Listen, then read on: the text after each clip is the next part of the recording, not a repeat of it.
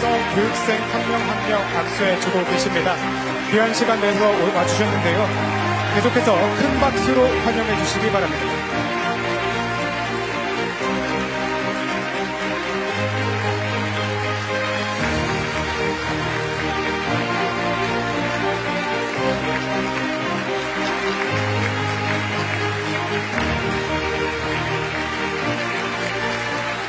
먼저 국민의례가 있겠습니다. 모두 국기를 향해 주시기 바랍니다. 국기에 대하여 경례.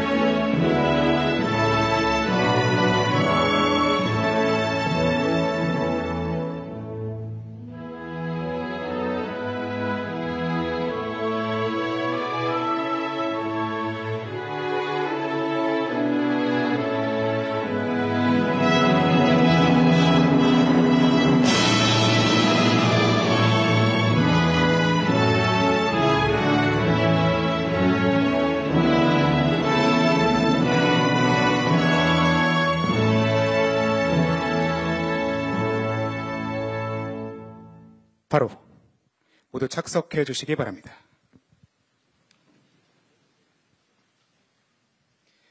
이어서 예비 공직자로서의 다짐을 담은 신임 관리자 과정 교육생들의 동영상을 시청하시겠습니다.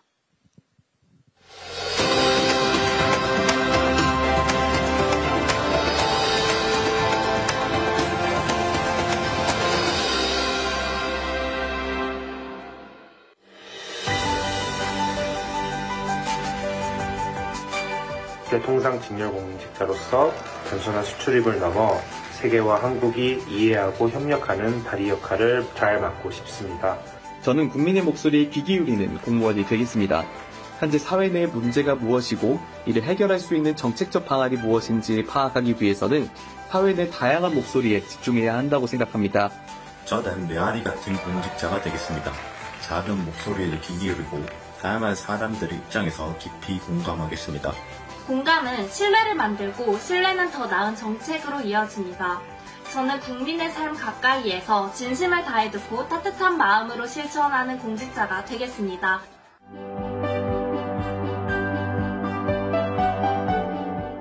요리사분들이 음식을 먹는 사람들의 행복을, 그리고 예술가분들이 관람객들의 행복을 낙으로 여기는 것처럼 저도 국민분들이 행복해하는 모습을 낙으로 여기는 공무원이 되려고 합니다.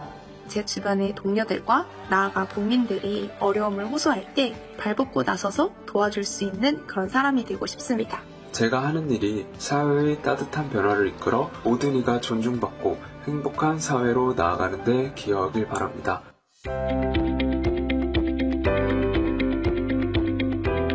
저는 앞으로 전문적인 공무원으로서 필요한 정책을 적극적으로 발굴하고 시행할 수 있도록 공부를 게을리하지 않겠습니다. 저는 늘 공부하는 공무원이 되고 싶습니다.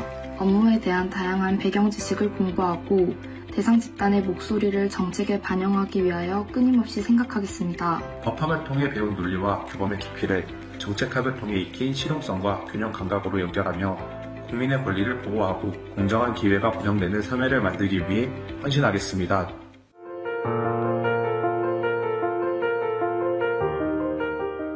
저는 해야 할 일에 책임감을 가지고 발로 뛰는 공무원이 되려고 합니다. 제가 어느 자리에 있든지 간에 제가 맡은 소임을 묵묵히 성실하게 수행하는 공직자로서의 제 자신을 다짐합니다. 처음부터 완벽하진 않겠지만 매 순간 겸손한 배움의 자세로 책임을 다하겠습니다. 공부할 때 가졌던 간절함을 공직에 가서도 잊지 않고 국가와 국민을 위해 일한다는 책임감과 자부심을 가지고 끊임없이 노력하는 공무원이 되겠습니다.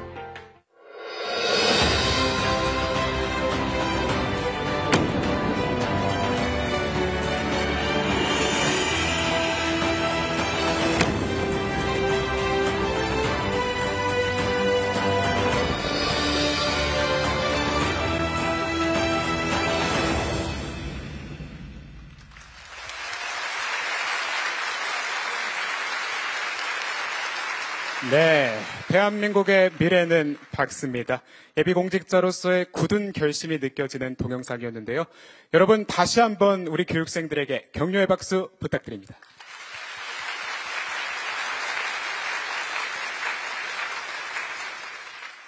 네, 이제 하이라이트 시간입니다. 대통령님께서 1일 특강을 하러 오셨습니다.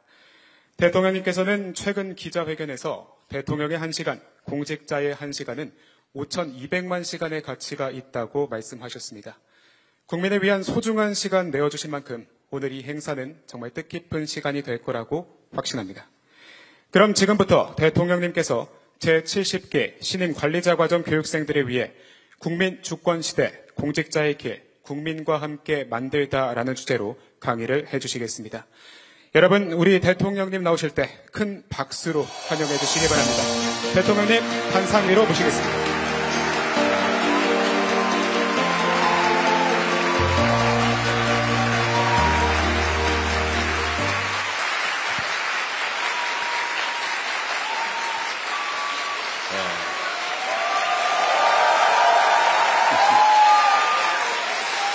자, 우리 진짜죠? 네. 우리 교육생 여러분, 5급 공채시험 과거에 우리가 시험 볼 때는 이제 행정고시, 뭐 지방고시 이렇게 불렸는데 어쨌든 대한민국의 주요 공직자로서 새로운 출발을 맞이하게 된 것을 진심으로 축하드립니다. 진짜입니다.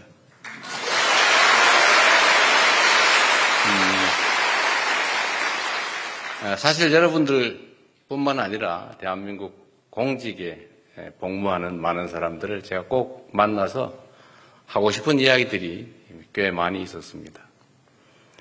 아시는 것처럼 저는 성남시장, 경기도지사를 거쳐왔고 또 이제 대한민국의 국정을 잠시간 책임지게 됐는데 국민들이 맡긴 권한을 대신 행사하는 공직자의 입장에서 보면 사실 대통령이든 시장이든 도지사든 본인이 직접 할 수 있는 일은 없죠, 거의. 대부분의 일들은 결국 다시 임명직 공직자들에게 위임해서 순차적으로 다 위임해서 일을 할 수밖에 없습니다. 그래서 국정이든 시정이든 도정이든 모든 일의 성과는 결국은 일선의 공직자들 손에 달려 있는 거죠. 여러분들 손에 이 나라 운명이 달려 있는 겁니다. 또 오늘 이 순간 또 앞으로 어떻게 하느냐에 따라서 여러분의 인생도 미래도 달려 있겠죠.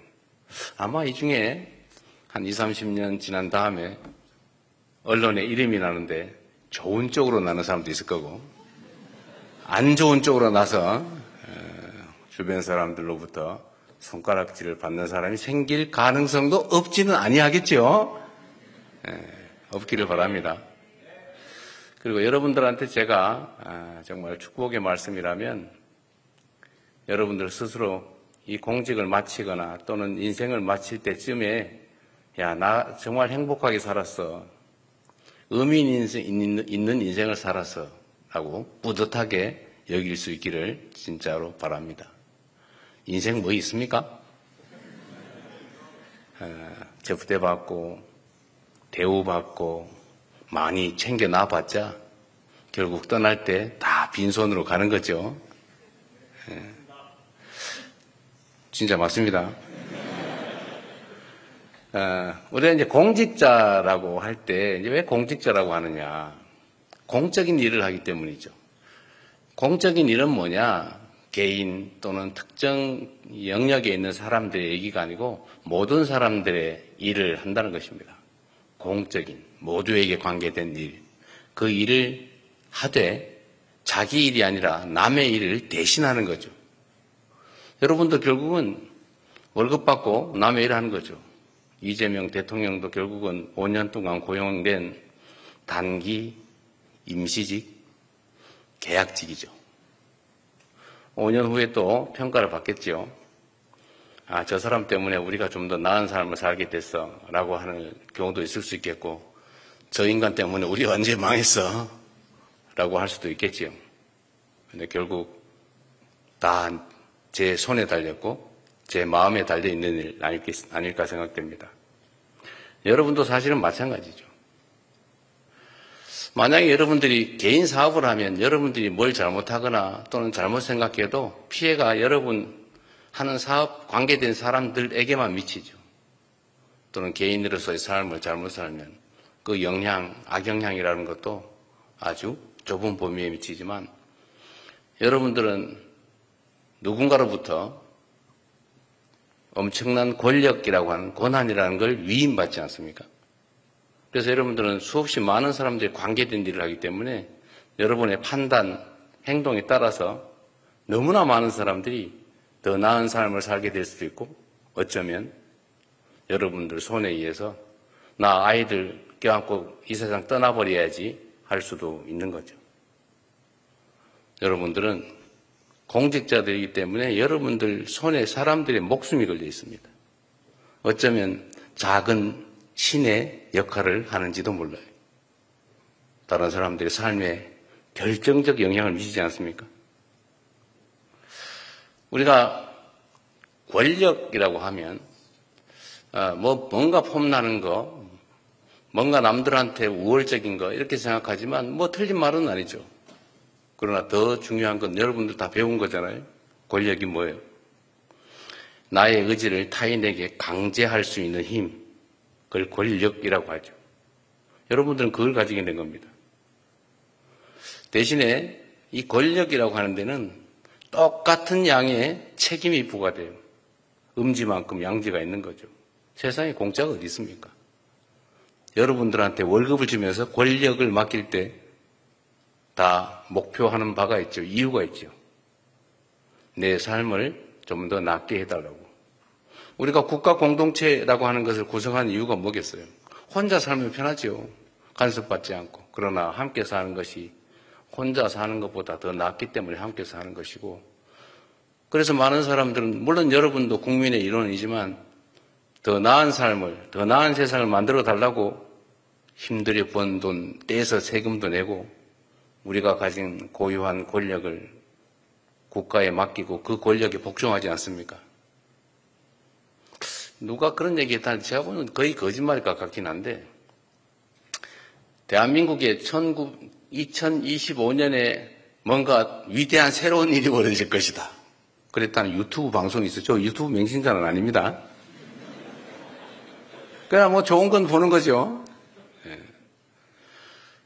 여러분도 작년에 합격해서 이제 올해 대한민국의 중간 관리자, 주요 공직자로 새로운 인생을 시작하게 됩니다. 여러분들 손에 2025년부터 새롭게 시작하는 대한민국의 운명이 달려 있습니다. 여기 계신 많은 분들, 저는 어떤 생각으로 공직을 시작했는지 잘 모르겠어요. 만약에 돈을 벌어야지 생각했다면 공직은 빨리 그만둘수록 행복해질 수 있습니다. 공직은 명예로울 수 있죠. 내가 더 많은 권력을 가져야지 생각하면 공직을 하기보다는 정치를 하는 게 훨씬 나을 것 같아요. 아마 짧은 시간 안에 내가 이거 왜 하고 있지? 라는 생각이 들 가능성도 없지는 않습니다. 한 2달 조금 지났는데 지금 벌써 그 생각 드나요? 아니, 있을 수 있어요. 그러나 그 표현을 할 수는 없겠죠. 요즘은 공직하다가 그만두는 사람이 많다고 하더군요. 물론 이제 5급 중간관리자 사무관이라고 하는 거는 좀 다른 공직자들하고 다르긴 하죠. 그리고 이런 거 세상에 새파란 젊은이들한테 남들은 30년 해도 겨우 될까 말까 하는 5급을 달아주고 거기서부터 출발하게 하는 게 맞느냐, 이런 주장도 없지는 않아요. 그러나 저는 필요하다고 생각합니다. 저는 역사적으로 봤을 때 과거 제도가 있던 시대는 흥했고 음서 제도가 횡행하던 시대는 망했다, 이렇게 확신하는 사람이에요. 그래서 훌륭한 인재들을 잘 뽑아서 잘 교육해서 바른 마음으로 국가를 책임질 수 있다면 그 나라가 아주 흥할 수 있을 거다. 여러분도 그 중에 중요한 한 구성원이 될 거다라고 생각하고 여러분들의 합격을, 새로운 공직자로의 출발을 다시 한번 축하드립니다. 박수도 한번 하세요.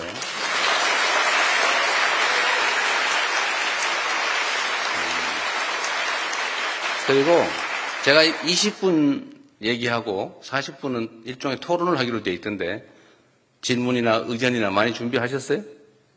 별로 못했을 것 같아요. 아마 시간이 좀 썰렁해질 가능성이 있죠. 이미 공직자의 물이 조금 들어서 일단 말을 하지 않는다.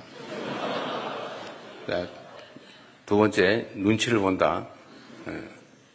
아직까지는 그리 되지 않았을 거라고 보고 이따 질문할 시간을 또 의견을 내는 시간을 좀 갖도록 하겠습니다. 저는 공직자들을 선택하잖아요. 예를 들면 더 나은, 더 중요한 일을 맡길 때 제가 쓰는 기준은 있어요. 첫 번째는 방향이 중요하다. 보통 사람들은 얘기할 때 능력이 중요하다고 얘기해요. 그런 기술적 능력을 말하는 겁니다. 뭐 모든 걸 다 합친 게 능력이기도 하죠. 기술적 능력 중요하죠. 테크닉 중요합니다. 근데 그보다 중요한 건 방향이에요. 공직자로서는 국가에 충성하고 국민을 사랑해야죠. 기술적 능력이 뛰어남들 못하겠어요. 그거를 사적 이익을 도모하는 데 잘 쓰면 나라 망할 일이죠.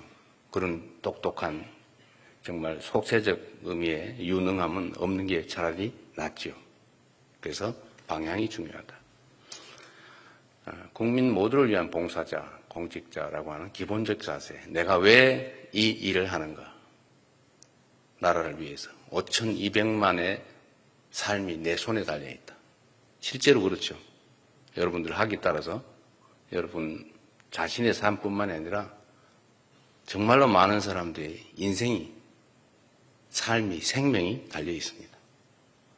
더 나은 삶을 살게 될 수도 있고 더 혹독한 삶을 살게 될 수도 있는데 그야말로 여러분들은 눈도 깜짝 안 하고 손가락으로 까딱까딱하는 이 행동 하나에 엄청나게 많은 사람들의 삶이 달려있다. 이 세상에 운명이 달려있다. 그렇기 때문에 여러분들의 마인드가, 기본적인 마음이, 자세가 정말로 중요하죠. 두 번째로 저는 중요하게 여기는 게 성실함이죠. 뭐 토끼와 거북이 예를 들 필요는 없겠지만 유능하고 아무리 방향이 똑같아도 땡땡이 게으르면 그 무슨 소용이 있겠어요. 부족해도 최선을 다하는 사람이 훨씬 더 훌륭한 공직자일 겁니다. 뭐 사람이 어떻게 완벽하겠어요. 다 모자란 게 있죠. 그 특장점들이 있는데 그 특장점을 잘 찾아서 성실하게 최선을 다하는 게 정말로 중요하겠다라는 생각이 듭니다. 그리고 마지막이 테크닉이죠. 기술을 끊임없이, 역량을 끊임없이 개발해야죠.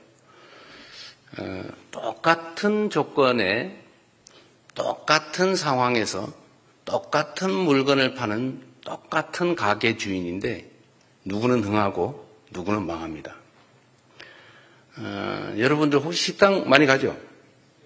식당 갔을 때 제일 많이 보는 데가 어디예요? 가서 예를 들면 여러분의 판단이나 기분에 가장 크게 영향을 미치는 요소가 뭡니까? 음식의 양인가요? 음식의 품질? 뭐 그럴 수도 있죠. 종업원의 자세? 주인의 태도? 더러운 화장실? 아마 제일 영향을 크게 미치는 건 더러운 화장실이 아닐까 싶은데 그런 거죠. 똑같이 출발했는데 길게 보면 한 번 접촉하고 한 번 경험할 때마다 조금씩 잃는 사람이 있어요. 그런데 한 번 접촉하고 한 번 행동하고 한 번 실행할 때마다 조금씩 더 하는 사람이 있습니다. 플러스를 해가는 사람, 마이너스를 만드는 사람. 처음엔 차이가 거의 나지 않죠. 그런데 이게 나중에는 철길 쭉 갈라지는 것처럼 천지 차이를 만들어낼 겁니다. 아마도 여러분들 한 10년, 20년, 지금 생각하면 10년 무지하게 길게 생각되지만 사실 지나고 보면 순식간이죠. 10년, 20년 지나고 보면 누군가가 여러분을 선택하거나 여러분들도 선택할 때가 오는데 그게 그때 잘한다고 되는 게 아니다라는 거죠. 이때까지 뭘 했느냐, 어떻게 했느냐가 그때 다 반영이 됩니다. 제가 공무원 인사를 하면서 저는 공무원 인사를 하면서 크게 욕먹어보지 않았는데 이유는 아주 단순해요. 물어보면 됩니다. 누구한테 물어보냐? 동료들한테 물어보면 다 알아요. 그리고 이 동료들한테 권한을 주고, 자, 니네 동료가 지금 승진 대상자가 10명 있는데 한 30명, 50명 되는 동료들, 동일 직급의 동일 직리할 사람들한테 대표를 뽑아봐라. 대표를 뽑아가지고 그 3명 정도를 뽑은 다음에 제가 번호를 매겨라. 승진시키고 싶은 니네 동료. 1부터 10명, 15등까지 먹여라. 제가 1.5배를 하게 했거든요. 그럼 이 사람 하면 안 돼. 라고 생각되면 끝에서부터 번호를 역으로 떨어질 사람을 번호를 매겨라. 니 같으면은 승진 안 시키고 싶은 사람 순서를 매겨라. 이런 떨어뜨리고 싶은 사람 순서는 거의 하지 않는데 1, 2, 3, 4, 5 순서가 거의 비슷합니다. 거기에 따라 하면 거의 승진 인사가 욕을 먹지 않더라고요. 여러분 동료들이 사실은 여러분들에 대한 평가자들이죠. 지금도 보면 박수 소리 크기의 차이가 있죠. 아까 보니까 별로 차이가 없긴 해, 아직까지는. 아마 내가 모르는 미세한 차이가 있지 않을까? 그런 생각이 들긴 합니다. 어쨌든 이 앞으로 긴 공직 생활을 하게 될 가능성이 매우 높은데 그 사이에 그 매 순간순간 스스로의 역량을 키워주세요. 조금씩 쌓입니다. 처음엔 차이가 별로 없죠. 땡땡이 치고 어디 이상한 데나 관심 가지고 세상 사는 사람들의 삶에 관심이 없는 공직자, 끊임없이 세상 사람들을 위해서 내가 뭘 할 수 있을까? 내가 어떻게 하면 더 유용한 도구가 될까? 내가 세상 5,117만 명 대한민국 국민들에게 영향을 미치는 사람인데 내가 어떻게 하면 좀 더 낮게 결과를 만들어낼 수 있을까?를 고민하면 실력이 조금씩 느는데 한 20년 지나고 나면 그 차이가 확 벌어져 있겠죠. 우리 올해 임용되는 여러분들은 벌어지지 말고 모두가 승승장구하길 바랍니다. 잘 되겠죠?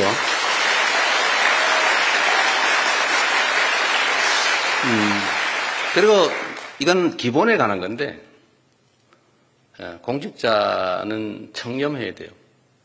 나는 부패한 사람으로 온갖 음해를 당해서 이렇게 공격당해서 이미지가 좀 저 사람 저 뭐해 이런 생각을 할 수 있지만 저는 정말로 치열하게 제 나름의 삶을 관리해 왔죠. 여러분 이 돈이 마귀예요. 제가 성남시장 때부터 수없이 한 얘기인데 돈이 마귀입니다. 이 마귀는 절대로 마귀의 얼굴을 하고 나타나지 않아요. 가장 아름다운 천사의 모습을 하고 나타나죠. 어떤 천사? 친구, 친척, 선배, 동료, 어쩌면 사랑하는 애인. 애인이 없나 봐요.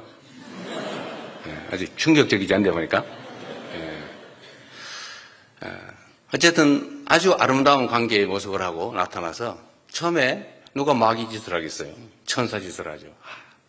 어려운데 좋은 문자 매일 보내요. 고생 많으시죠. 뭐 특별히 그 다음에 전화 와요. 애쓰십니다. 국민의 한 사람으로서 존경합니다. 과장님, 팀장님 이러고 오죠. 그러면 좀 이따 나타나서 아유 어려우신데 커피라도 한 잔, 차라도 한 잔, 밥이라도 한 끼, 그러다 술이나 한 잔, 골프라도 한 번. 상품권 이거 막 우연히 생겼는데 10만 원짜리 한 잔. 그 다음에 요새 여유가 좀 더 생겨서 20만 원, 30만 원. 그러다가 부름사람하고 뭐 선물 잔뜩 갖다 주고 내성이 생겨가지고 나중에 별 느낌이 없다가 어느 날 보니까 이 사람이 그걸 장부에다 다 써놨다는 걸 알게 되죠. 언제 그게 드러나냐? 그 사람이 잡혔을 때. 이 원래 여러분 그 특수부 그 검사들이 조사하는 기법이 딱 정해져 있어요. 아주 너무 쉬워요. 일반 사범을 잡으면 인사고과에 별로 영향이 없는데 공직자를 잡으면 아주 평정 점수가 높습니다. 그래서 맞바꿀 준비를 하고 있죠. 방법은 1.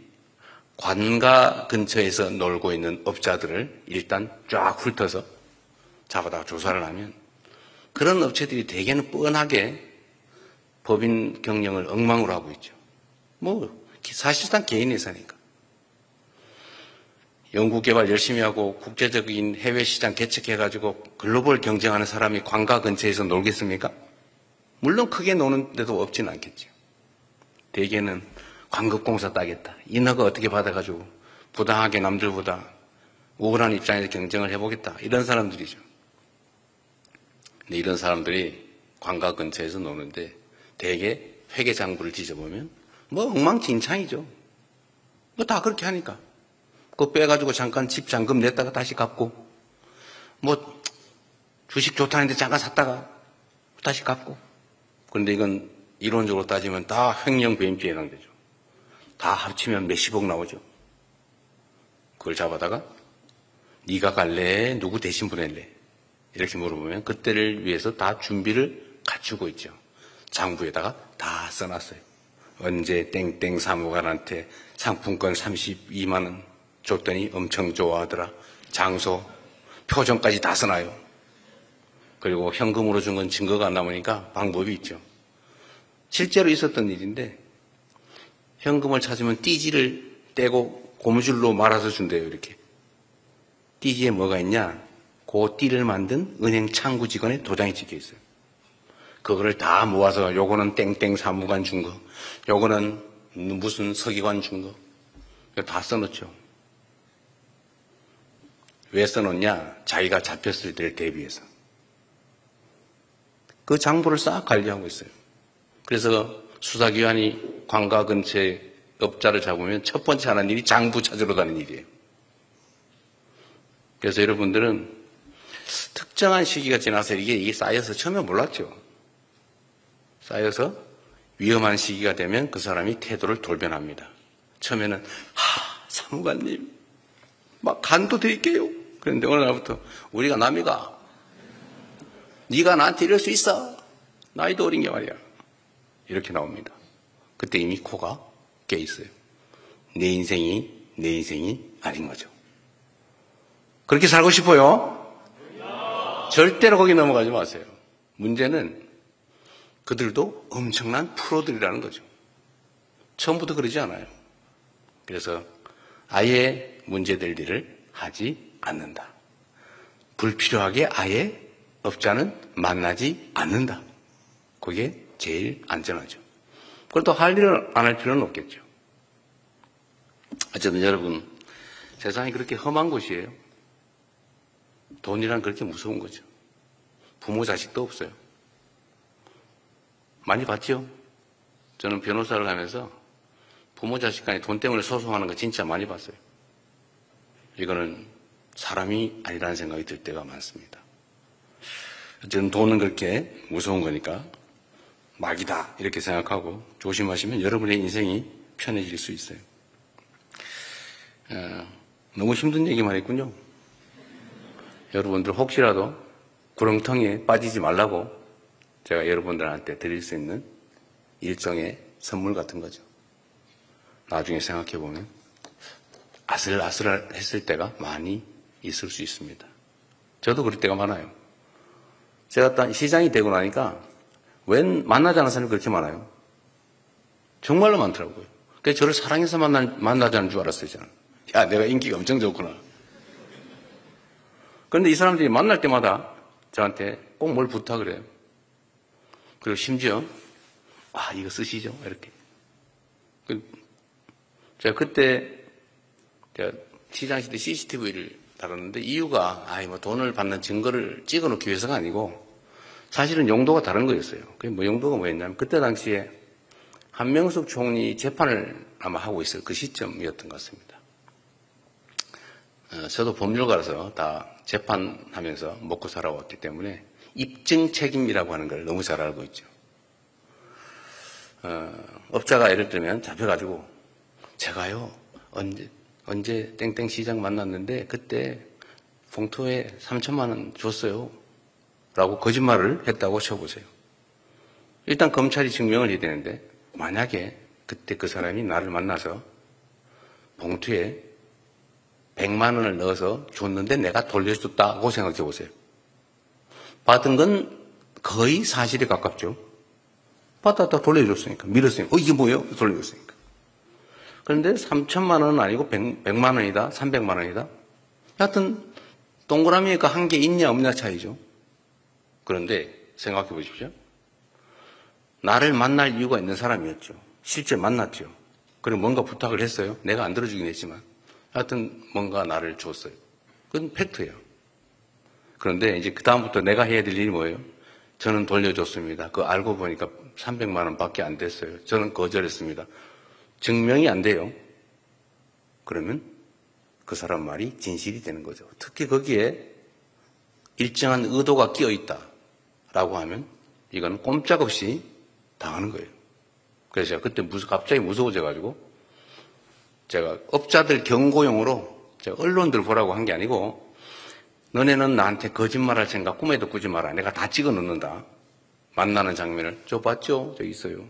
온 동네 저 언론에 소문을 냈더니 그게 연합뉴스 뭐 등등에 보도가 되고 난 다음부터 면담 신청이 확 줄었어요. 신통하지 않습니까? 네, 그래서 결국은 제가 돈 받았다는 소리는 안 듣고 살았죠. 다행히 엉뚱한 이상한 소리를 듣긴 했지만 어쨌든 세상은 그렇게 험한 세상이니까 잘 여러분들 지키시기 바랍니다. 그리고 마지막으로 제가 이 말씀을 좀 드려야 되겠는데 여러분들뿐만이 아니라 대한민국 공직자들에게 제가 드리고 싶은 말씀입니다. 공직자들이 어떤 태도로 뭘 하느냐에 따라서 그 나라는 흥하기도 하고 망하기도 해요. 제가 선거 때 선조가 있는 조선은 망했고 똑같은 조선인데 정조가 있는 조선은 흥했다. 열심히 백성을 사랑하고 존중하고 정말로 노비든 평민이든 가리지 않고 유능하면 데려다가 쓰고 그리고 혹시라도 지방 관료들이 백성들 괴롭힐까 싶어가지고 징을 들고 수원에서 서울에서 수원 화성 왔다 갔다 하면서 억울한 백성들은 나와서 징을 쳐라. 그러면 내가 들어줄게. 이렇게 징을 들고 왔다 갔다 했는데 그걸 본 지방 관아의 관리들이 어떤 생각이 들었겠습니까? 내 관할하는 백성이 혹시 가가지고 징을 치는 날 자기가 바로 징을 치는 날이죠. 그래서 그 행위 하나만 가지고도 전국에 아마 지방 관리들이 부정부패로 백성을 괴롭게 한다는 건 꿈도 못 꿨을 거예요. 하다가도 아마 백성들과 혹시 뭐 불편한 거 없으세요? 이렇게 해서 백성들을 위무했겠죠. 그래서 정조는 그 징 한 개, 1년에 한 열흘 화성 한 번 왔다 갔다 하는 걸로 지방 관리들을 전부 제압한 거예요. 딱 이 한 가지의 행동으로. 그래서 여러분들 손에 나라의 운명이 국민들의 삶이 어쩌면 목숨이 달려있다. 예컨대 안보를 다루는 군인들 여기는 없지만 그 군인들이 혹시 쓸데없는 이상한 목적으로 불필요하게 전쟁을 하게 자극을 해서 만들었다. 어떻게 됐겠습니까? 수없이 많은 사람들이 직접 목숨을 잃는 건 말할 것도 없고 아마 경제가 폭망을 해서 손가락 빨면서 먹고 살기 어려워서 또 극단적인 선택을 할 수밖에 없는 사람들이 무수히 생겼겠죠. 그 작은 하나의 행동으로. 그래서 공직자들 손에는 정말로 많은 사람들의 삶이 달려 있습니다. 여러분들에게도 마찬가지예요. 여러분들은 더군다나 대한민국 공직자의 중간 관리자, 중간 간부, 사무관으로부터 출발하지 않습니까? 여러분 손에 엄청난 권한이 주어져 있죠. 여러분들 하기 따라서 대한민국이 흥한 대한민국이 될 수도 있고 망한 대한민국이 될 수도 있습니다. 그런데 문제는 이 공직자들이 일을 할 때 하자면 끝이 없어요. 이 공직의 특성이 그런 겁니다. 이 공직은 정해진 확실한 일이 없어요. 정말로 하자면 막 해도 끝이 없어요. 그런데 안 해도 별로 상관이 없어요. 그래서 공직자들 앞에는 일거리가 산더미처럼 쌓여 있어요.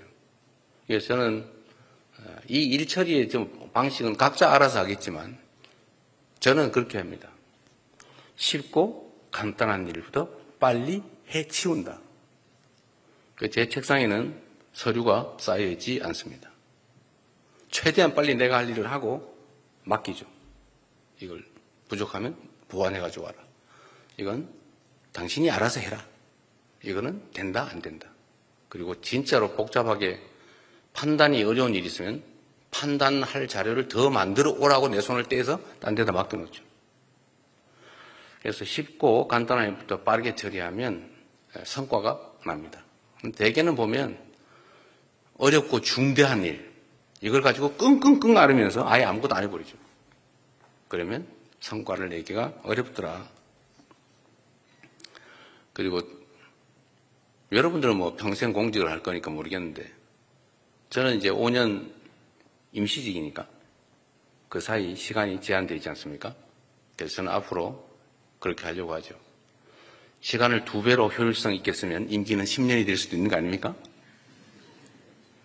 그래서 최대한 신속하게 처리할 생각입니다. 모든 일들을. 그래서 공직자들도 할 수 있는 일보다 빨리 하자. 시간 질질 끌지 말자.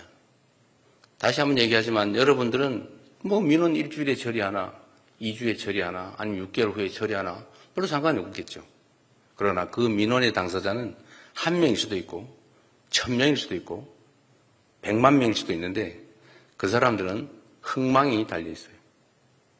인생이 달려 있습니다. 여러분들은 그냥 수없이 많이 쌓인 민원 서류 중에 하나에 불과하지만 파초선이라고 하는 얘기 제가 가끔씩 하는데 들어보셨죠? 시험 공부하느라고 혹시 서유기도 못 읽어본 건 아닐 테고 그 손오공이 어디 가다가 어딘가 불이 나가지고 그 불을 꺼야 되는데 그 불을 끄려면 파초선이라는 부채가 필요하다. 그 누가 가지고 있냐? 어떤 마녀가 가지고 있다. 부채예요 그냥. 근데 부채는 그 마녀한테는 바람을 일으키는 부채에 불과한데 그걸 한 번 붙일 때마다 세상에 폭풍우가 일고 태풍이 불고 천지가 개벽을 하죠. 이게 권력이에요. 여러분 손에 들려있는 펜, 업무, 이거는 세상에 폭풍을 일으키는 파초선 같은 거죠. 그래서 권력이란 무서운 겁니다. 여러분들은 비록 따져놓고 보면 친구들하고 뭐 똑같은 뭐 생맥주집에서 같이 술 먹는 친구들에 불과하지만 그러나 여러분들은 엄청난 세상의 내부 병력을 가지고 올 수 있는 권력이라고 하는 파초선을 들고 있는 거예요. 그래서 이거를 잘 써주기 바랍니다. 근데 장애가 하나 생겼죠. 어떤 장애냐? 특히 여러분들 행정직 공무원이어서 재량이 너무 많아요. 해야 되는 일, 하면 안 되는 일 빼고 해도 되고 안 해도 되고 이래 해도 되고 저래 해도 되고 재량. 이 재량이 너무 많고 넓죠. 그런데 이 재량 범위 내에서 내가 선의를 가지고 한 일이면 그게 실패할 수도 있고 성공할 수도 있는데 어느 날인가부터 실패를 하면 너 왜 그렇게 결정했어? 이렇게 책임을 묻는 이상한 풍토가 생겼어요. 이러다 보니까 공직자들이 의무 지어진 일 외에 내가 책임질 여지가 있는 일은 절대로 안 하기로 마음먹기 시작했습니다. 이러면 그 사회가 경직되죠. 이게 지금 현재 대한민국 공직사의 가장 심각한 문제입니다. 누구 때문이냐? 따질 필요 없죠. 여러분 때문은 아니에요. 일선에 일하는 공무원들 때문은 아닙니다. 정치 때문이죠. 이거를 고쳐야 됩니다. 이 점에 대해서는 저도 총력을 다해서 일선의 공무원들이 스스로 합리적으로 판단해서 선의를 가지고 한 일에 대해서 어떤 경우에도 책임을 묻지 않는 그런 제도, 그런 공직 풍토를 꼭 만들도록 하겠습니다. 여러분도 이제 교육 끝나고 돌아가시면 하실 일이 많을 텐데 그런 점에 대해서 우려는 최소한 좀 내려놓도록 노력하시기 바랍니다. 그래도 안 믿어질 거예요. 네가 내 인생 끝까지 책임질 거냐? 이런 생각 들죠? 그렇다고 해도 돼요. 그 사실이죠, 근데. 그러나 제도도 바꾸고 풍토도 바꾸고 그래서 공직자들이 선의를 가지고 하는 일들에 대해서 어떤 다른 목적으로 그 사후적인 책임을 묻는 그런 일들은 없도록 최선을 다하겠습니다. 공직자들이 처하는 어떤 선택 결정의 단계에는 가능성이 무궁무진하죠. 그리고 그 사후적으로 이 결정이 잘 됐다, 아니면 그보다 더 나은 결정이 있었다라고 책임을 묻고 평가하게 되면 이거는 공직자들한테 신이 되라고 요구하는 것이나 마찬가지예요. 우리는 신이 아니잖아요. 사람으로서 최선을 다하는 거죠. 자, 얘기가 너무 길었는데 이상으로 제 일방적인 얘기는 여기서 마치고 여러분 합격을 축하하고 대한민국의 중간 주요 공직자로서 출발을 진심으로 축하드립니다. 고맙습니다.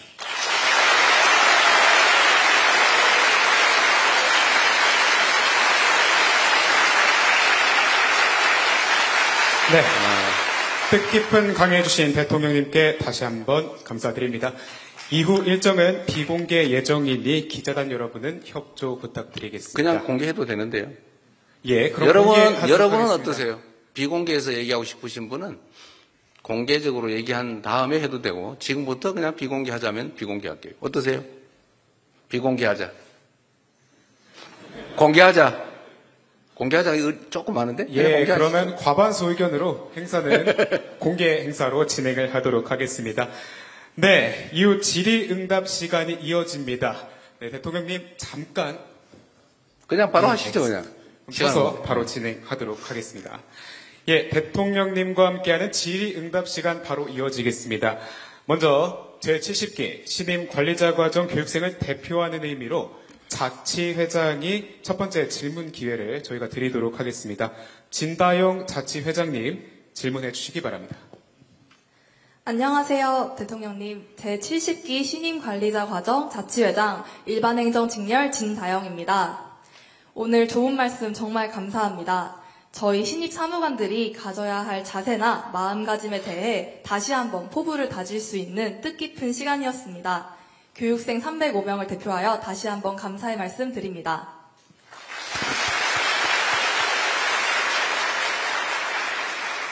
네, 질문 드리도록 하겠습니다. 의견을 말해도 돼요. 꼭 안 물어봐도 됩니다. 물어보는 거 부담스럽게 해요. 네, 대통령 되신 지 이제 1개월 정도 되신 걸로 알고 있는데, 그간의 소회가 궁금합니다. 그리고 그 중에 기억에 남는 일이 있으셨다면 듣고 싶습니다. 감사합니다. 가장 평범한, 가장 준비된 질문 같은데 가장 곤란한 질문이네요. 네. 한 달 이제 조금 지났는데 일단 개인적으로는 가장 빠른 시간 내에 많은 부분이 안정이 돼가는 게 가장 보람이 있습니다. 제가 생각하는 것보다 더 빠르게 어쨌든 국정이 안정이 되고 있습니다. 그러나 여전히 기대치는 높고 또 제가 할 수 있는 일은 제한적이어서 걱정이 되기도 합니다. 글쎄 가장 기억에 남는 일, 주가가 많이 오른 것 정도?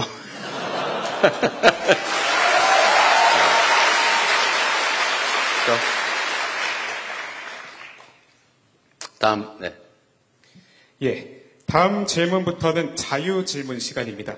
질문 있는 교육생은 손을 들어주시고 사회자의 지목을 받으면 본인의 직렬과 이름을 말씀해 주신 후 질문하시면 됩니다. 질문이 아니고 의견을 내도 된다. 예, 의견을 내주시면 되겠습니다. 네, 제 눈에 가장 띄었던 이 교육생, 남성 교육생 세 번째 줄 남성 교육생에게 먼저 질문 기회를 드리도록 하겠습니다. 안녕하세요, 대통령님.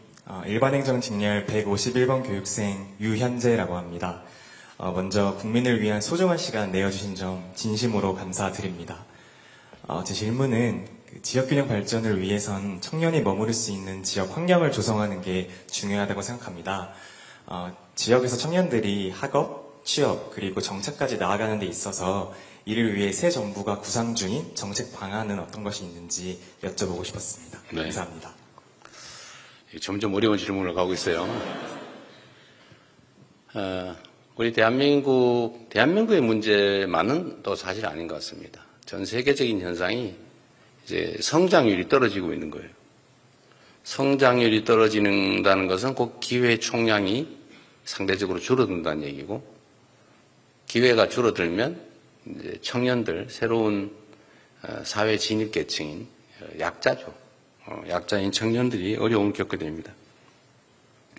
청년들이 새로운 기회를 얻기가 어려워지니까 경쟁은 격화되고 또 미래에 대해서 불확실해지거나 좌절하게 되고 그러니까 화가 나겠죠.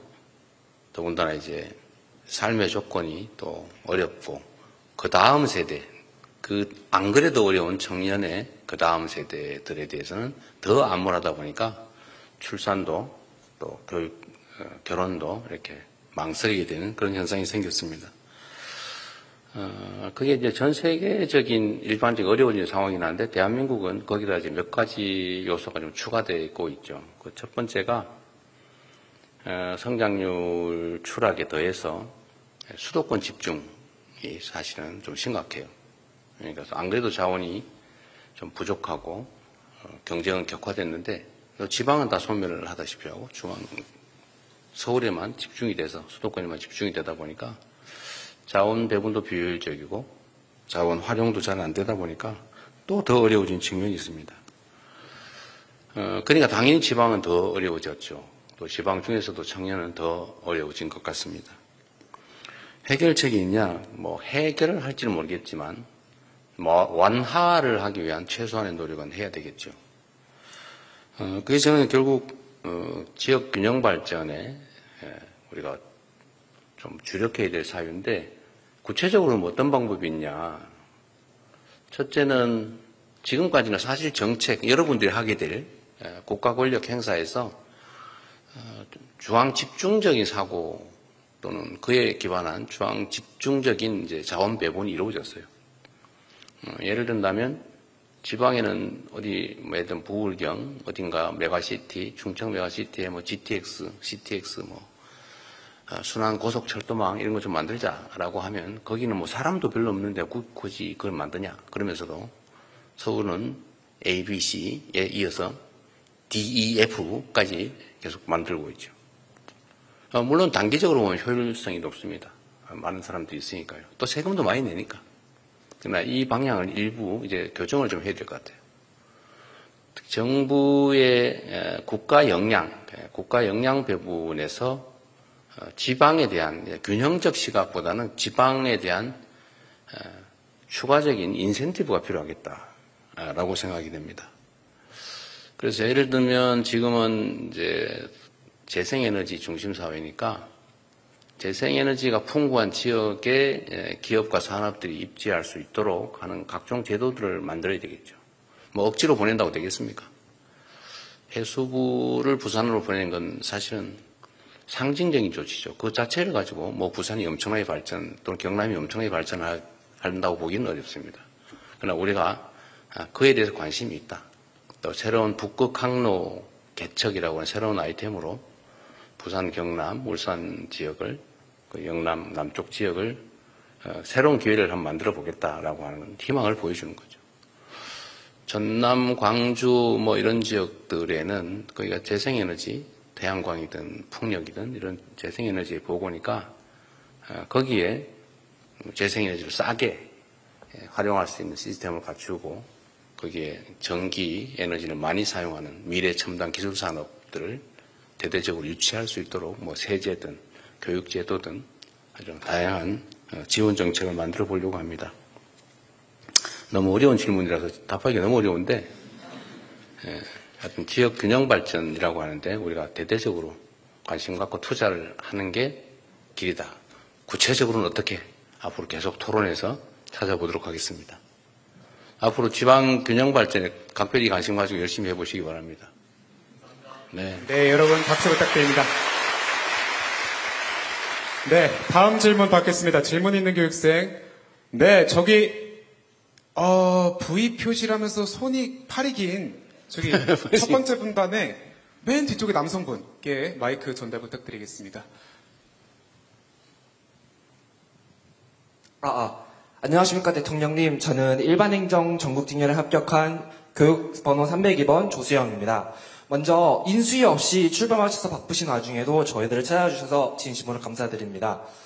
저는 새로 출범한 국민주권정부의 행정개혁 방향과 관련돼서 질문 및 제안 드리고 싶은 사항이 있어서 발언을 신청을 했습니다.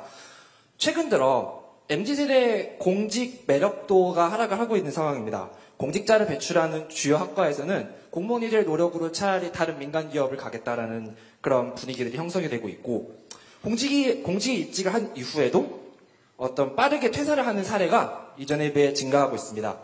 많은 원인이 있겠습니다만 저는 크게 두 가지 측면에서 그 원인이 있다고 생각을 하는데요. 첫 번째로 조직 문화입니다.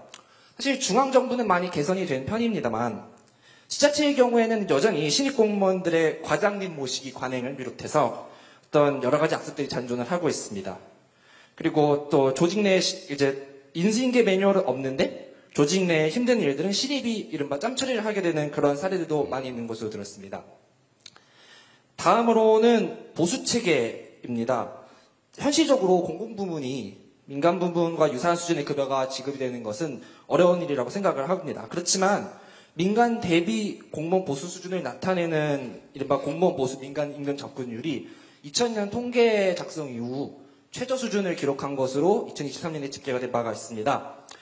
그래서 다년간의 청춘을 투자해서 쟁취한 공직에 대해서, 그리고 국민을 위해 봉사한다는 사명감에 대해서 노력한 만큼의 보상, 그리고 그 가치만큼의 보상이 체계화되는 것이 충분히 저는 기여될 수 있다고 판단이 되는데, 이에 대해서 대통령님의 어떤 문제의식, 그리고 향후 어떤 그런 N세대의 좀 더 친화적인 행정개혁의 방향성에 대해서 궁금합니다. 감사합니다. 네.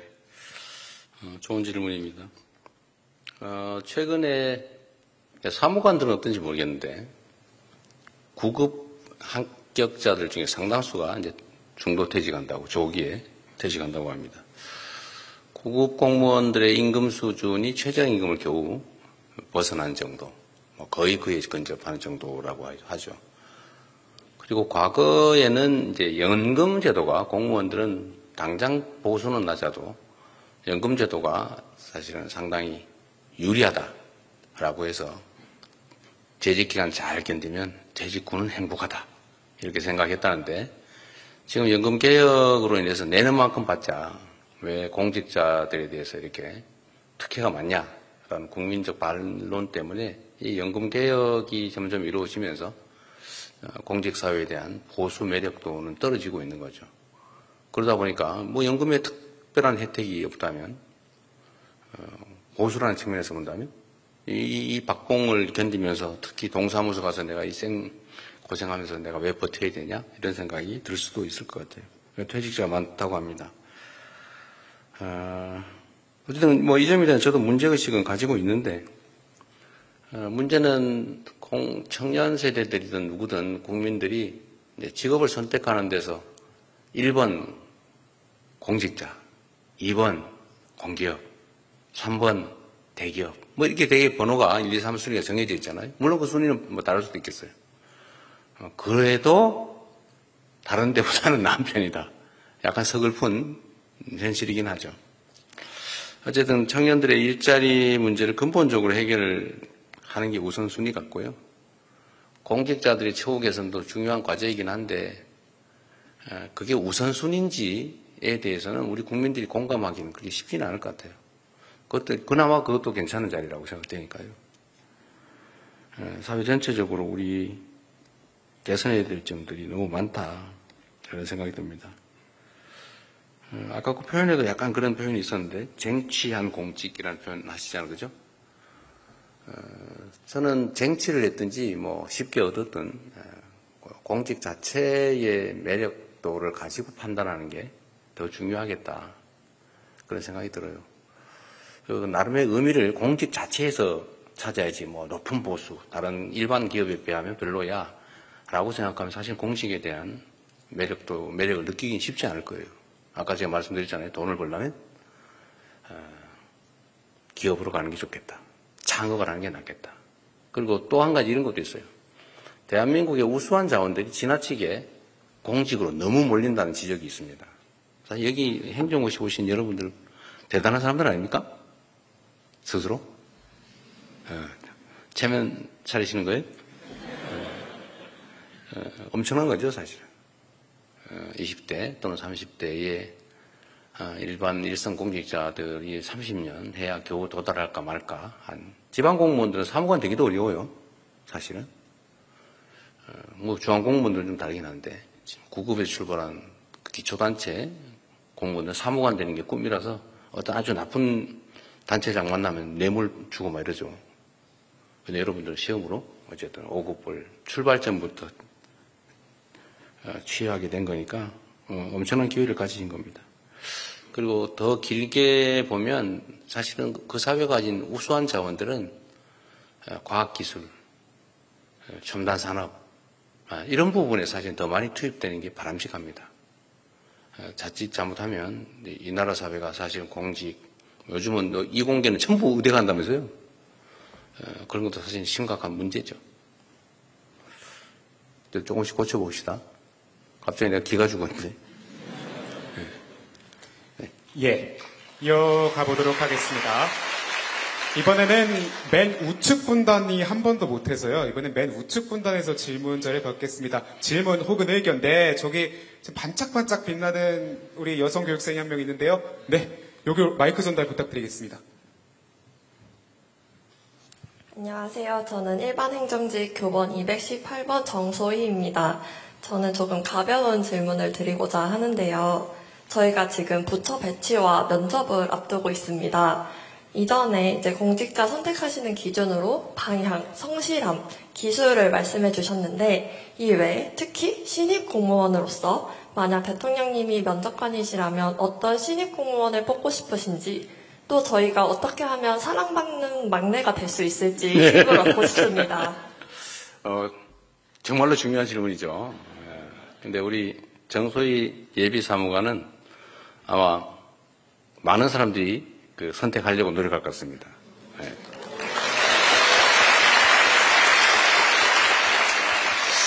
근데 이런 것도 있는 것 같아요. 여러분들 아직 젊으시긴 하지만 사람들의 마음이 얼굴에 써져 있습니다. 그런 게 있죠. 사실 마음이 제일 중요해요. 특히 나이가 들면 들수록 점점 판단 기준을 사람의 마음에 두게 됩니다. 처음엔 잘 안 보여요. 외모만 보여요. 그런데 시간이 지나면 지날수록 그 눈빛 뒤에 감추어진 그 사람의 진실한 내면이 보이기 시작합니다. 근데 이게 약간 삐딱하게 이상하게 가면 점을 보기 시작하죠. 관상 뭐 이러면 그건 약간 좀 달라가던데. 근데 이게 뭐 어떤 근거가 있는 건 아니지만 그 사람들 사이에는 교감이라고 하는 게 있어요. 그 순간적으로 남녀 간의 관계도 딱 보자마자 결판 난다는 거 아닙니까? 거의 대부분 판단이 금방 이루어진다는 뜻이죠. 강아지도 자기를 좋아하는지 싫어하는지를 압니다. 제가 오늘 아침에도 제 아내하고 좀 그것 때문에 갈등이 조금 있었는데 얘가 제 아내한테만 자꾸 가는 거예요. 약간 섭섭했는데 뭐 그럴만 하겠더라고. 맨날 밥 주고 데리고 노는 게 제 아내니까 저는 가끔씩만 보고 그러니까요. 근데 사람은 오직하겠어요. 사람들도 마주 얼굴 탁 대하면 딱 눈에 띄거나 느낌이 있어요. 근데 그건 결국은 뭐냐? 뭐 테크닉으로 되는 건 아니에요. 마음이죠. 아까 제가 말씀드린 선한 마음, 공직자로서의 책임, 이런 걸 아마도 공직을 오래 한 여러분의 선배들은 느낌이 있을 겁니다. 그러면 뭐 객관적인 데이터는 다 있죠. 시험 성적, 뭐 이런 건 다 있는 거죠. 근데 점점 아마 지나고 나면 점점 더 이렇게 마인드, 무슨 생각으로 정말 열성을 다할 사람인가를 더 보게 됩니다. 도움은 전혀 안 됐겠지만 네, 이걸로 답을 대신하겠습니다. 네, 박수 부탁드리겠습니다. 네, 여러분의 공직에 가서 사랑받는 방법까지 가르쳐 주셨습니다. 네, 이어서 다음 질문 받겠습니다. 네, 조금 더 적극적이어야 제가, 네. 예, 파마도 하시고. 예, 대통령님께서 지목해 주신 분께 네. 제가 발언권을 드리도록 하겠습니다. 파마 하신 것 같은데. 그죠? 적극적인데, 맞습니다. 네. 안녕하십니까, 대통령님. 저는 교육행정직렬 유찬휘라고 합니다. 교육행정, 네. 네, 제가 만약 옳다고 생각하는 정책이 있을 때 그걸 추진하고 싶은데 국민들이 반대하는 경우가 앞으로도 많을 거라고 생각이 듭니다. 그런 경우에 이거를 제가 잘못했구나라고 생각하고 굽혀야 될지 아니면 폐기를 가지고 뚝심을 가지고 밀어붙여야 될지 고민할 경우가 많을 것 같은데 그 대통령님께서 지금까지 겪어오신 여러 공직 경험을 통해서 저희가 타산지석 삼을 수 있도록 경험을 공유해 주시면 감사하겠습니다. 네. 그 정말로 중요한 질문이죠. 정말로 앞으로 많이 맞닥뜨리게 될 일일 겁니다. 저도 수없이 많이 맞닥뜨리고 있는 일이기도 하죠. 그런데 저는 집단지성에 대한 신뢰가 높은 사람이에요. 모르는 것 같지만, 안 보고 안 듣는 것 같지만 국민들은 다 보고 듣고 있죠. 물론 정보의 왜곡 때문에 일시적으로 판단을 달리할 경우도 있습니다. 일시적으로. 시간이 걸리지만 결국은 다 제자리 같다고 믿고 있고 갈 거라고 생각합니다. 내가 생각하는 좋은 정책인데 국민들이 아니면 구성원 다수가 반대한다고 하면 다시 한번 자신을 되돌아보는 게 더 빠르지 않을까 싶어요. 물론 이거는 의견의 차이가 있을 수 있습니다. 신념의 차이, 또 추구하는 가치 이상의 차이 때문에 똑같은 것도 다르게 볼 수 있어요. 인간은 완벽한 존재가 아니잖아요. 여러분들이 동전을 보면 이렇게 보면 동그란데 이렇게 보면 일자죠. 그래서 이렇게만 본 사람은 분명히 일자라고 얘기해요. 근데 나는 이렇게밖에 안 봤어요. 동그란데 다를 수 있죠. 그런데 이럴 때 중요한 게 가능성을 인정해 주는 것 같아요. 내가 잘못 봤나? 내가 판단이 혹시 부족한가? 정말 다시 한번 철저하게 점검해보고 또 그들의 이야기를 들어보고 제가 그래서 토론을 중시하는 이유가 여기 있어요. 얘기를 들어보면 아 그렇구나 라고 하는 게 꽤 많습니다. 왜 똑같은 현상을 놓고 다르게 볼까? 그건 이해관계가 충돌할 때는 어쩔 수 없어요. 그때는 결판을 내야지. 그 싸울 일이죠. 이해관계가 다르다. 그런데 객관적인 판단, 객관적인 데이터, 객관적인 사실에 대한 의견이 다르다. 이거는 누군가가 잘못 보고 있다는 뜻이에요. 근데 그게 반드시 나는 잘 보고 상대는 잘못 봤다고 확신할 수 없죠. 근데 내가 보는 건 언제나 옳아. 그러면 이제 피곤한 사람 되는 거예요. 왕따 되는 거죠, 나중에. 근데, 나도 틀릴 수 있다. 내가 일면 봤을 수 있겠다.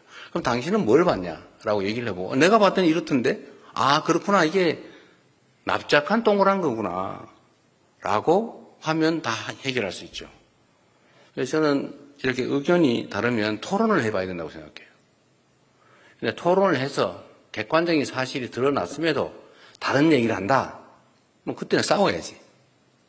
또 내가 만약에 객관적인 사실과 다르게 인식을 가지고 있다, 그럼 내가 고쳐야죠. 저는 별로 어려운 일은 아니라고 생각해요. 그런데 세상은 특히 정치 권력 이 영역에서는, 정치나 권력의 영역에서는 이런 일이 자주 발생합니다. 사실은 이게 동그란 걸 알면서도 이것만 주장하죠. 일자야. 나한테 유익하니까. 그런 게 많아요. 이 정무적 영역에서는. 정책이라고 하는 것도 마찬가지죠. 정책이라고 하는 거 여러분 어떻게 생각하세요? 정책은 만인이 동의하는 건 정책이라고 하지 않아요. 그건 진실 또는 진리라고 말하죠. 정책이란 기본적으로 의견이 다른 거예요. 그래서 정책이라고 해요. 책. 다른 게 너무 당연한 거예요. 조정해야죠. 이해를 통해서 오해가 있다면 오해를 걷어내면 상당 정도를 붙일 수 있죠. 그런데 여기서 더 이상 안 붙어요. 이해관계죠, 그때부터는. 아니, 오해는 끊임없이 제거하기 위해서 노력해야죠. 그건 토론을 통해서 할 수 있고, 당사자가 우기면 제3자가 보게 하면 해결이 돼요. 제가 많은 사람들이 그거 어떻게 했지? 이렇게 생각하는데 계곡 정비를 하는데 그 사람들은 불법인 걸 알고도 수십억 또는 수억씩 주고 권리금 주고 들어온 사람들이에요. 왜냐하면 지금까지 단속을 안 했으니까. 이게 다 알고 있어요. 내가 하는 게 불법임을. 그런데 이때까지 해방 이후에 한 번도 단속 안 했는데 그냥 벌금이나 내고 그냥 다 묵인했는데 왜 이재명 도지사 당신만 나와서 굳이 하려고 그러냐. 근데 그거는 이해관계 충돌의 측면이 강하죠. 알고 있어요. 그래서 제가 이때 쓰는 방법이 있죠. 만인이 보는 가운데 대놓고 얘기해보자. 이거 영상 다 찍어가면서 유튜브 방송 중계하면서 얘기를 하면 사람이 기본적인 양심이라고 하는 게 있어요. 그래서 그 양심에 어긋나는 얘기를 차마 남들이 볼 때는 하기가 어렵습니다. 이게 정리가 되죠. 근데 정리가 되고 남는 건 이해관계죠. 나는 억울하다. 왜 나만? 하필이면 이때 내가 팔고 나간 다음에 하지. 볼 수 있죠. 그건 뭐 운수에 관한 거니까 이제 조정을 해줘야죠. 그 사람들도 일면은 피해자니까. 조정은 어떻게 해요? 모두가 보는 혜택. 그 계곡을 정비하면 정말 수백만 명의 사람들이 그 돈 안 내고 가서 행복하게 기분 나쁘지 않게 아이들 손잡고 들어가서 놀 수 있잖아요. 그럼 이해관계를 조정하자. 닭죽을 팔지 말고 커피를 팔자. 음료를 팔자. 깨끗하게. 그게 소득 이익률이 더 높다. 고생 안 하고. 대신 그걸 지원해 줄게. 싹 우리가 다 정리한다. 가장 자연신화적으로. 계단 만들어주고 판매소 만들 때 돈도 지원해주고 돈도 빌려주고 주차장도 만들어주고 뭐 음식 농산물 판매소도 만들어주고 매년 봄, 여름, 가을, 겨울 축제 같은 걸 해봐라. 그리고 축제 비용도 지원해줄게. 계곡 관리하는 사람도 지원해줄게. 계곡 플래너. 그리고 동네 청소 깨끗해야 되니까 일자리 사업으로 이렇게 몇 명 고정해주잖아요. 동네 사람들 먹고 사세요. 그러니까 이해관계 조정이 되잖아요. 그건 결국 세금인데 국민들은 혜택을 보니까 백운계곡 가면은 맨날 막 비닐로 시퍼렇게 덮어놓고 막 들어가 보지도 못하고 갈 데도 없고 이런 걸 조정을 해내는 거죠. 그러면 이해관계가 많이 조정되면 거의 가까이 오겠죠. 그래도 안 되는 거 어떻게 해요? 그때는 결단을 해야죠. 결단할 힘을 국민이 여러분께 준 겁니다. 그게 권력이죠. 그런데 쓰라고 준 거예요. 대신에 그 권력을, 힘을 이렇게 보이도록 숨기고 있죠. 보이도록 숨기고 있단 말이에요. 그러면 그걸 각오하죠. 그래서 조정을 해내는 겁니다. 마지막은 결국 공직자의 결단이에요. 모두에게 칭찬받는 일은 없어요. 정책을 하기 때문에. 우리는 진리를 말하는 종교인이 아니에요. 사회운동가가 아니에요. 착한 일 하는 자선사업가가 아니에요. 불가피하게 이해관계가 충돌하고 그 충돌을 조정할 권한을 우리가 국민에게 받았기 때문에 그걸 담보로 최대한 오해를 줄이고 이해시키고 조정하고 안 되면 마지막에는 칼로 자르듯이 권력을 행사해야죠. 여러분 손에 그 권력이 들려있는 겁니다. 앞으로 잘 활용하시기 바랍니다. 네, 노련한 경험이 깃든 선배로서의 조언이었습니다. 여러분 다시 한번 박수 부탁드립니다. 박수 칠 시간에 의견 얘기하게 해주세요. 네, 시간 관계상 이제 마지막 한 분만 더 질문을 받도록 하겠습니다. 대통령님께서 마지막 질문을 한 명 선택해 주시면 되겠습니다. 제 매출을 올려준 분으로. 네, 매출을 올려주신 우리 남성교육생에게 마이크를 전달하도록 하겠습니다. 지나가는 길에 사인도 해드리겠습니다. 이제. 예, 대통령님 정말 감사합니다. 네, 대통령님 안녕하십니까? 저는 방송통신직 최원영이라고 합니다. 네. 대통령님께서 기억하실지 모르겠지만 저는 사실 10년 전에도 대통령님께 질문을 드렸던 적이 있습니다. 아, 그래요? 예. 성남시장 2기로 재직하실 적에 저는 당시 서영고등학교 1학년 학생으로 대강당에서 이제 질문을 드렸었고 그때 제가 이제 분당 수서강 고속파도로 덮개공원이 이제 착공 좀 그때 지연이 되는 거에 대한 사유를 여쭤봤었는데 친절하게 대답해 주셨던 기억이 새록새록합니다.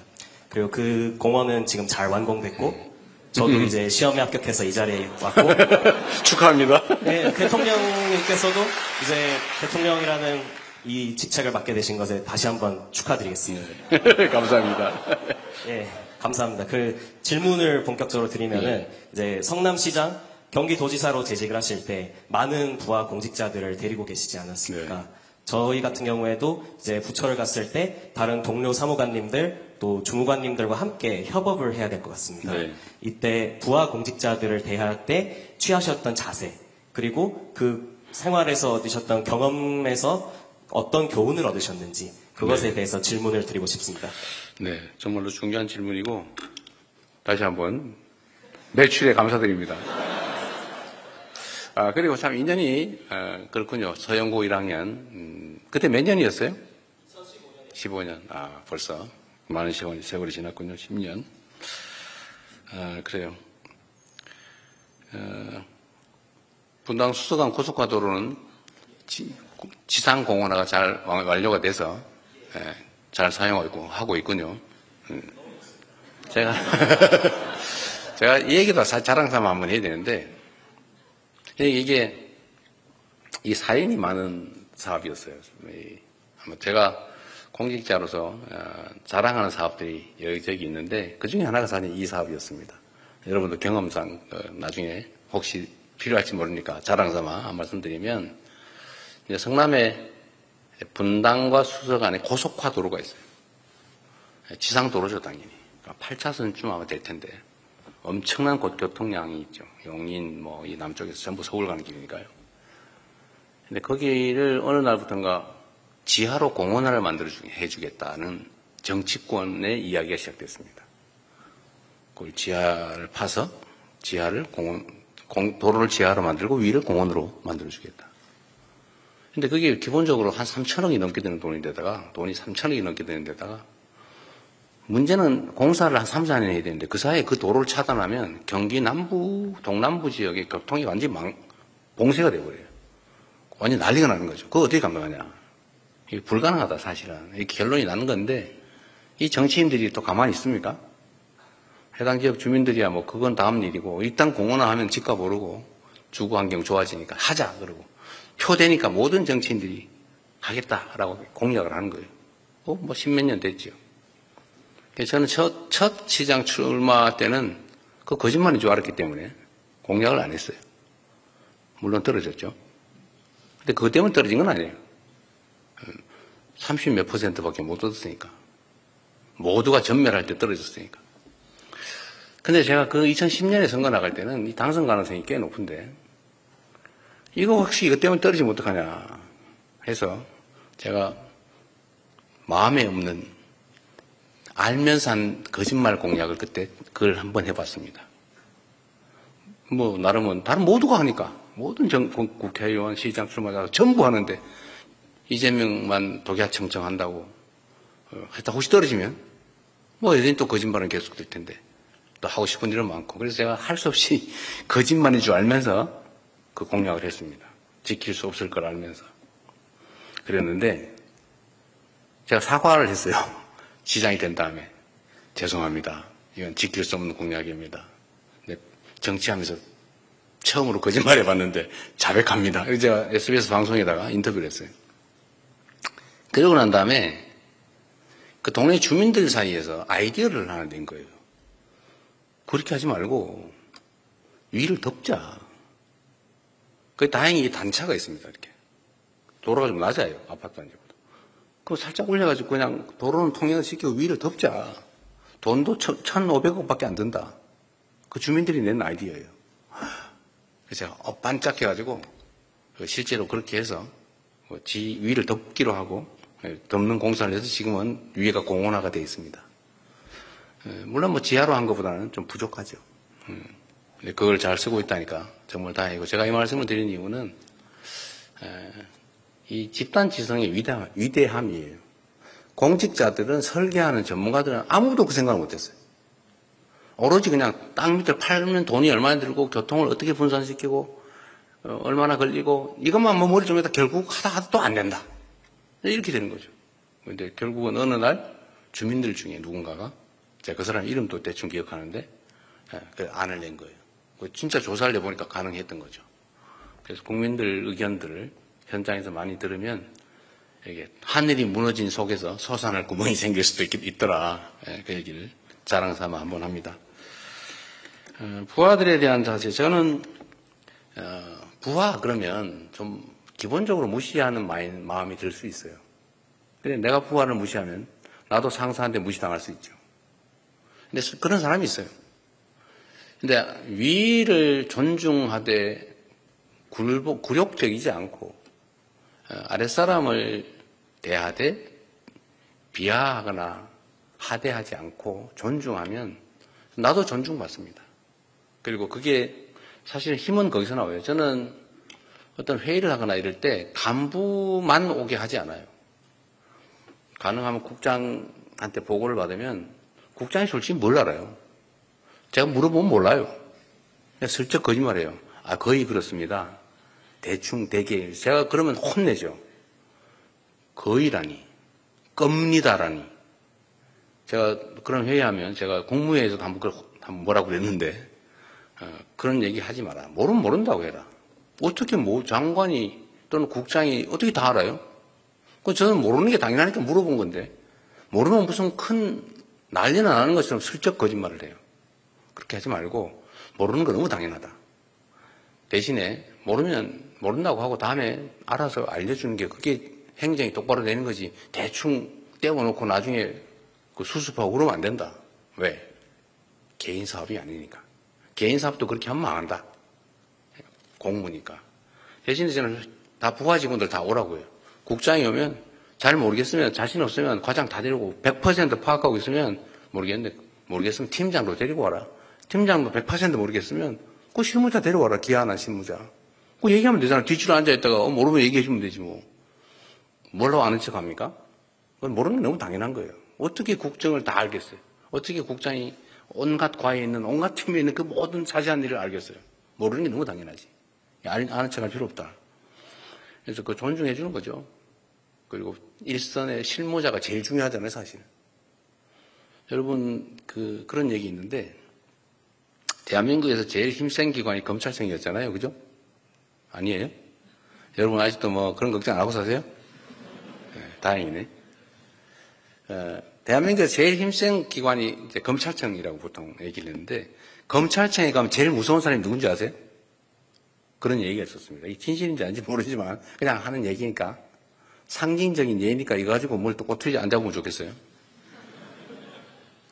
수위. 옛날 말로 수위. 그거 진짜 무서워요. 거기 입구를 지키고 있는데. 근데 그 사람들이 결국은 이미지를 결정을 하죠. 어느 건물에 대기업 거기 가는데 그 앞에 지키는 경비원, 그 경비원 태도를 보고 그 이미지가 확 결정 나버리지 않아요? 더군다나 국민들은 어떤 정책을 접해도 간부부터 접하지 않아요. 그 실무자부터 접촉하죠. 그 실무자의 표정, 태도, 이게 모든 이미지를 결정해버리죠. 그래서 이 실무자가 정말 중요해요. 그래서 저는 실무자라고 해서 계급이 높으냐 낮으냐가 뭔 상관이 있어요? 똑같은 사람인데 똑같이 가정에서 존중받는 가장일 것이고 똑같이 대한민국의 주권자고. 그런데 계급이 높고 낮은 게 뭘 중요합니까? 제 목표 중에 우리 여기 같이 온 참모들도 가끔씩 듣는 얘기인데 자꾸 저는 어디 가면은 자리 놓고 막 서로 막 양보하고 막 밀고 막 이쪽 앉으세요. 그런 거 하지 마라. 제가 목표 중에 하나는 의자의 계급을 없애는 거예요. 그 아무 데나 편하게 앉으면 되지 뭐. 그것도 하나의 이제 조직 문화죠. 사람이 귀하다. 계급에 높고 낮은 게 뭐 그리 중요하냐. 역할 분담이니까. 높은 사람이 아니라 직급이 높은 사람은 역할이 넓은 거죠. 똑같은 국민의 대리인, 국민으로부터 유인받은 종복이다. 그렇게 생각하면 부하들한테 인기도 좀 얻을 수 있지 않을까. 아까도 얘기했죠. 부하든 상사든 강아지도 다른 사람이 무슨 마음 갖고 있는지 다 아는데 사람이 모르겠어요. 결국 마음을 읽죠. 느낌으로. 잘 해주면 잘 대접받을 수 있습니다. 앞으로 공직사회 마지막이라니까 행복한 공직사회 되기 바랍니다. 축하드립니다. 고맙습니다. 네, 아쉽지만 질의응답 시간을 마치도록 하겠습니다. 이상으로 모든 행사도 종료하겠습니다. 대통령님 먼저 이석하시겠습니다. 모두 일어나셔서 큰 박수로. 잠깐만 하나 제안 하나 있는데 우리 단체 사진 하나 찍읍시다. 예, 대통령님과 함께 여기 앉아있으면 되잖아, 그죠? 찍겠습니다, 여러분. 그리고 그거 나 사인해드릴 때 가져오세요. 여기 앉으면 되지. 여기 앞에서 찍으면 되겠습니다. 네, 교육생들은 잠깐 착석해 주시기 바랍니다. 네.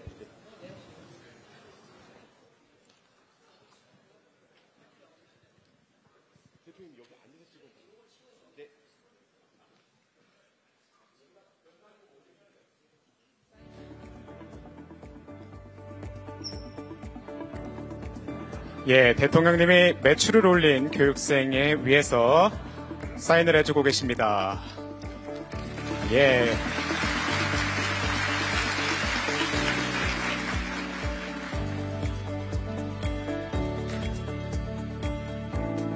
네, 고등학생이었던 학생이 이제는 어엿한 또 예비 사무관이 돼서 대통령님과 마주하고 있습니다.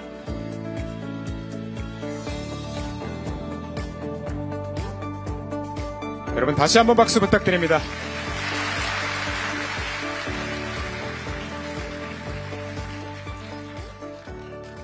네, 이제 단체 사진을 촬영하려고 합니다. 단체 사진 기본 자세로 먼저 촬영을 하도록 하겠습니다.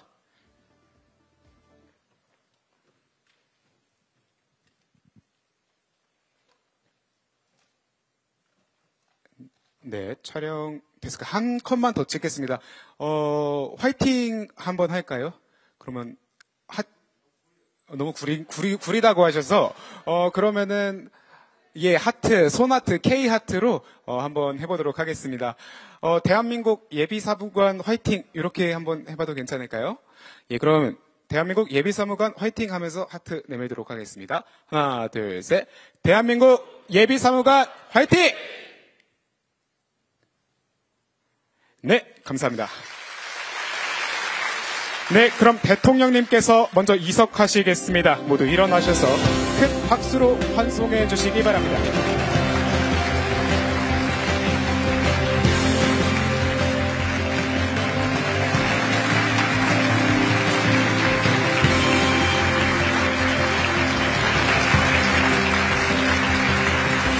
네, 정말 귀한 시간 내주셨습니다. 여러분 계속해서 큰 박수로 환송해 주시기 바랍니다.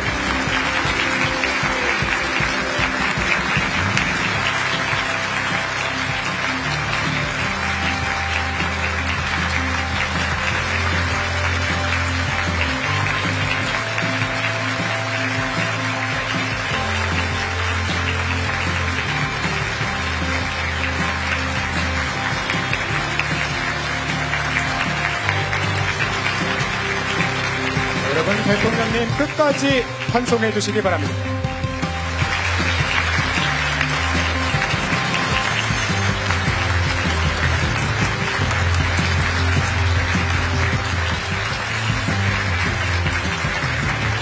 마지막까지 한 명 한 명 인사